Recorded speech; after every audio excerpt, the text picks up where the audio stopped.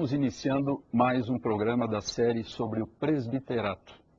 Nesta oportunidade estaremos abordando a questão do presbiterato sob uma perspectiva bíblica e histórica, de maneira panorâmica. Quando nós lemos o Novo Testamento, mesmo que façamos uma leitura rápida, nós percebemos a importância dessa instituição pelo fato de ela ser referida muitas vezes em diferentes partes do Novo Testamento. Nós vemos referências ao presbiterato no livro de Atos dos Apóstolos, por exemplo.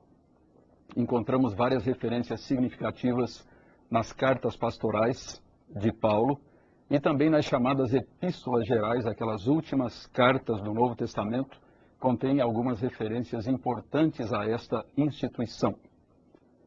As informações disponíveis nos diferentes documentos do Novo Testamento deixam claro que, nos primeiros tempos da Igreja, cada comunidade era governada por um grupo ou um concílio de presbíteros, que exerciam uma grande variedade de funções nas áreas de administração, de supervisão, de orientação, de disciplina e do pastoreio das igrejas, das primeiras comunidades cristãs. Todavia, nós não encontramos em nenhum lugar do Novo Testamento a instituição propriamente dita deste ofício. Nós não temos informações sobre a maneira como ele surgiu precisamente nas igrejas. Ele simplesmente aparece de modo um tanto repentino nas páginas do Novo Testamento. De onde teria vindo a inspiração para esta prática? Qual a origem do presbiterato cristão?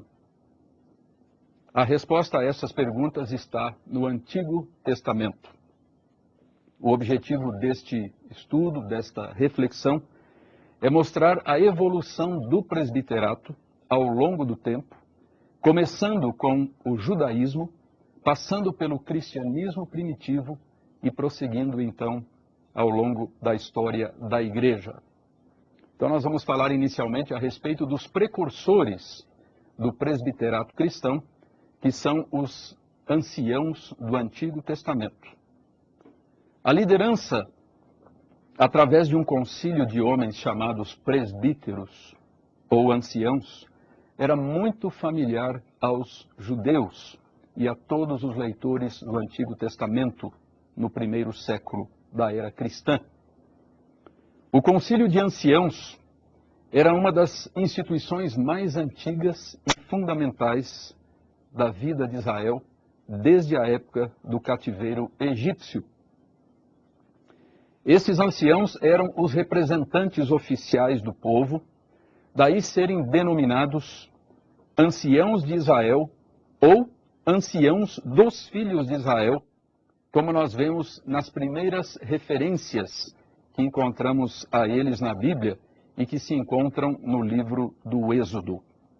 Por exemplo, em Êxodo 3:16, nós temos o seguinte: palavras de Deus ao seu servo Moisés: vai, ajunta os anciãos de Israel e dize-lhes: o Senhor, o Deus de vossos pais, o Deus de Abraão, o Deus de Isaque e o Deus de Jacó, me apareceu, dizendo: em verdade vos tenho visitado e visto o que vos tem sido feito no Egito.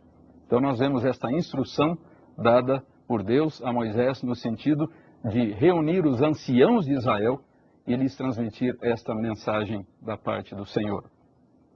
Nós encontramos várias outras referências ainda no Êxodo, como é o caso do capítulo 12, versículo 21, onde se diz que chamou, pois, Moisés todos os anciãos de Israel e lhes disse: escolhei e tomai cordeiros segundo as vossas famílias e imolai a Páscoa.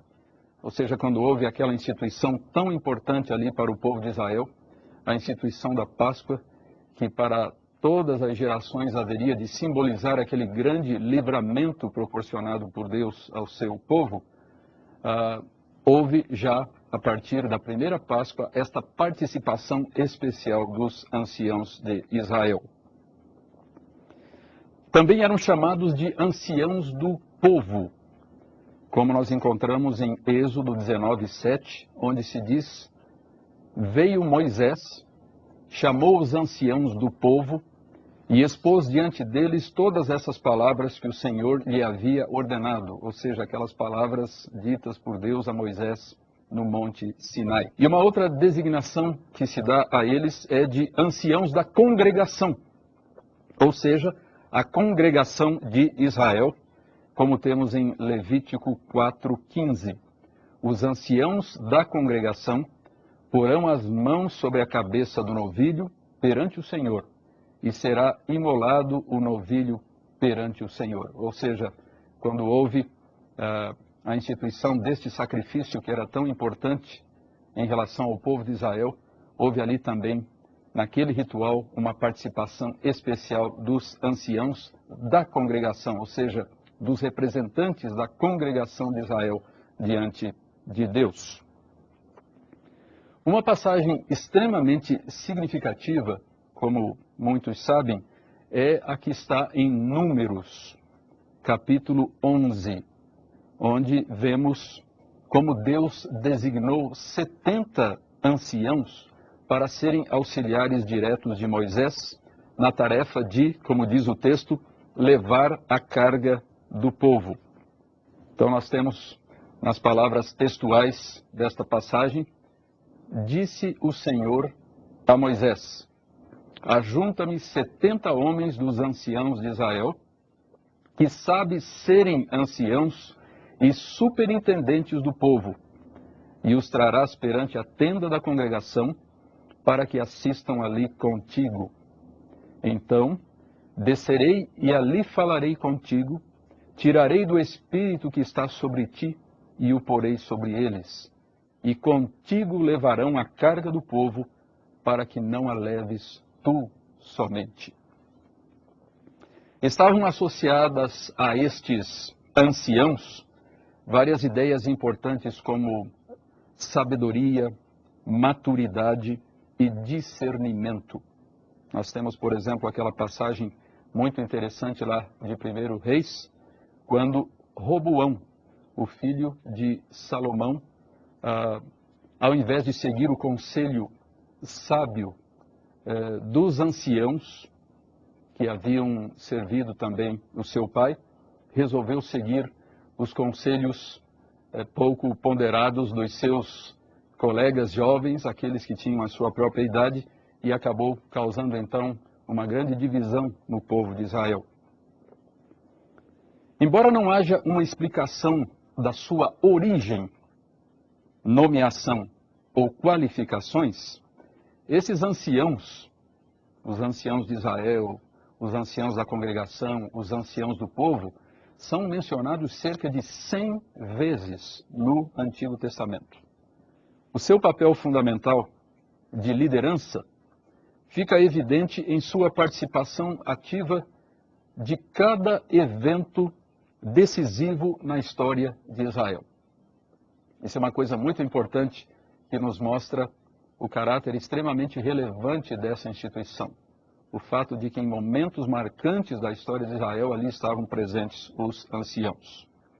Desde antes do Êxodo, como vimos, os anciãos exerceram liderança e autoridade entre o povo.